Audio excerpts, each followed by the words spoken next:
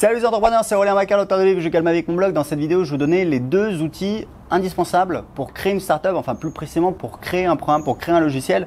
Je vais vous donner un petit peu les outils qu'on utilise moi avec mon équipe de développeurs. Aujourd'hui, j'ai 2 développeurs à temps plein qui travaillent sur mon projet. Donc, il s'agit d'une application web marketing pour gérer l'email marketing qui s'appelle System.io. Alors, les gens vont voir dessus et ils me disent oui, tu sais, il faudrait que il y ait une page d'accueil qui décrit les caractéristiques, etc. Merci ma poule, je suis au courant. Sauf qu'aujourd'hui, c'est en version bêta. J'ai une centaine d'utilisateurs, de clients qui l'utilisent. Mais voilà, on l'a pas vraiment lancé encore officiellement. Donc voilà, pour l'instant, il y a juste une page où on peut se connecter.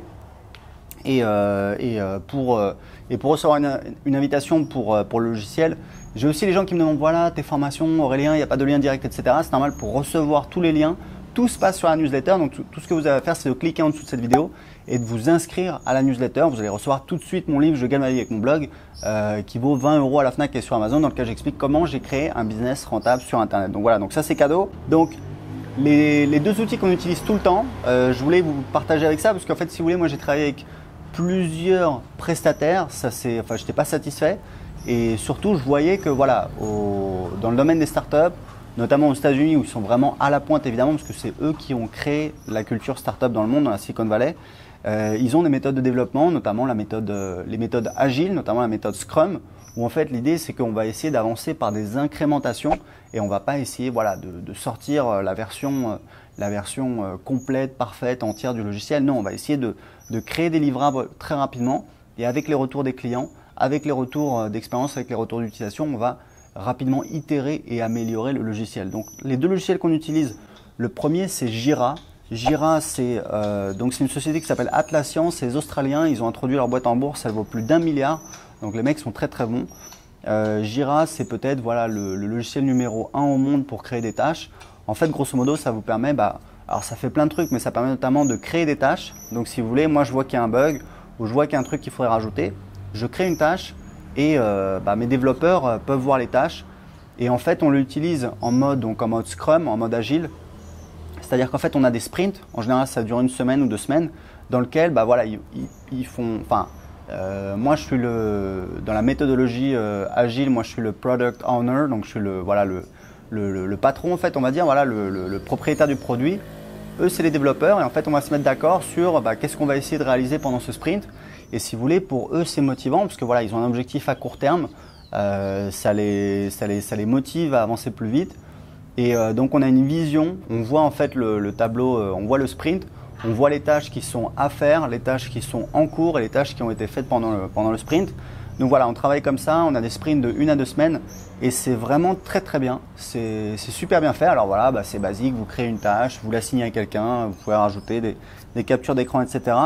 Donc ça, c'est vraiment pour gérer les tâches à faire au quotidien. Le deuxième outil qu'on utilise beaucoup, c'est Slack. Alors Slack, c'est marrant parce que ça fait plus d'1 an que je connais et je trouvais que c'était un logiciel qui avait un peu un côté hype. C'est-à-dire que Slack, en fait, c'est un peu comme, allez, on va dire pour faire simple, c'est un peu comme Skype, ça permet de chatter. Et je voyais pas vraiment l'intérêt. Je sais qu'il y a en fait des intégrations qui vous permettent voilà, d'intégrer Slack avec d'autres logiciels et puis de pusher des notifications. Par exemple, voilà, à Weber, il y a un nouveau client qui a été ajouté sur une liste client, bim, vous recevez une notification dans Slack, ou alors il y a une demande entrante, voilà, je ne sais pas, mais voilà, ça permet de faire des intégrations. En fait, non, c'est véritablement un outil qui est beaucoup plus adapté au développement. Vous pouvez créer en fait des channels spécifiques, c'est-à-dire que vous allez créer un channel par exemple sur tel projet et vous allez inviter tel membre de votre équipe, enfin les membres concernés dans ce channel. Vous pouvez envoyer des fichiers, enfin ça n'a rien à voir. Je sais que voilà, on pourrait se dire Skype c'est aussi bien. Non, c'est vraiment beaucoup mieux.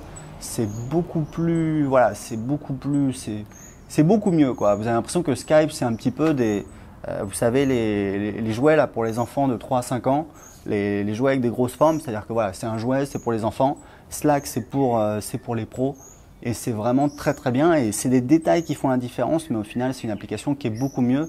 Je sais qu'il y a plusieurs fois où je me suis dit voilà, ça c'est un truc dans Skype, on ne peut pas le faire ou alors c'est mal fait et là ça marche très très bien. Donc c'est vraiment un très très bon outil qu'on utilise au quotidien. Toutes nos communications sont dans Slack, on a totalement abandonné Skype. On l'utilise uniquement pour une chose, c'est pour s'appeler, pour se faire du partage d'écran.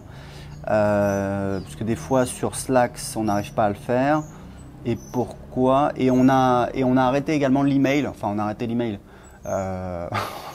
Ça arrive de nous envoyer des emails, mais honnêtement, on n'envoie plus d'emails quoi, quasiment. Donc c'est la promesse de Slack à la base, c'est de remplacer l'email. Et effectivement, ça fonctionne, c'est-à-dire que tout passe dans Slack. Et si vous vous intéressez aux startups, vous allez voir que toutes les startups travaillent dans Slack et c'est vraiment une très très belle application. C'est gratuit en plus. Il y a une version payante évidemment, mais voilà, pour les premiers utilisateurs, c'est gratuit. Donc un très très bon logiciel. Donc Slack. Je voudrais rajouter à ça parce que je l'avais noté en fait. Je vous avais dit les deux outils, mais en fait il y en a un troisième. Alors je ne parle pas des outils pour les développeurs parce que si on creuse, il y a encore d'autres outils que mes développeurs utilisent. Par exemple, voilà, Bitbucket.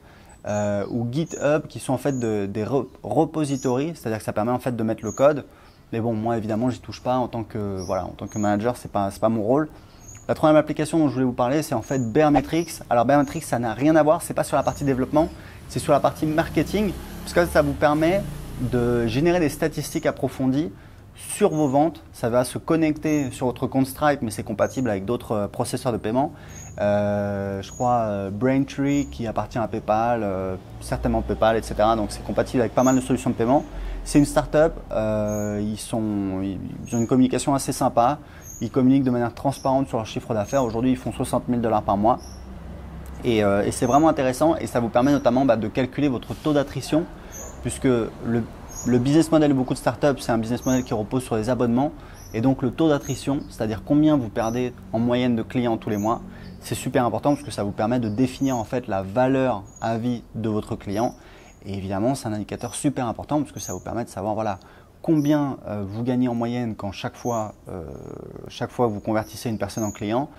Et en fait, ça va vous permettre de définir votre budget marketing parce qu'il y a une règle au doigt mouillé dans les startups qui dit que voilà, on peut se permettre d'investir 30% de la valeur à vie du client pour faire venir le client, pour acquérir ce client. Donc, si vous avez une valeur à vie d'un client de 300 €, ça veut dire que vous pouvez vous permettre de payer jusqu'à 100 € en marketing, en publicité, pour faire venir le client. Donc, c'est un indicateur très très important pour votre business, pour vous permettre de planifier votre budget marketing et pour vous permettre de planifier la croissance de votre entreprise. Donc voilà, donc 3 outils pour développer votre startup. Si vous avez aimé cette vidéo, cliquez sur j'aime. Si vous avez des commentaires comme d'habitude en dessous de cette vidéo.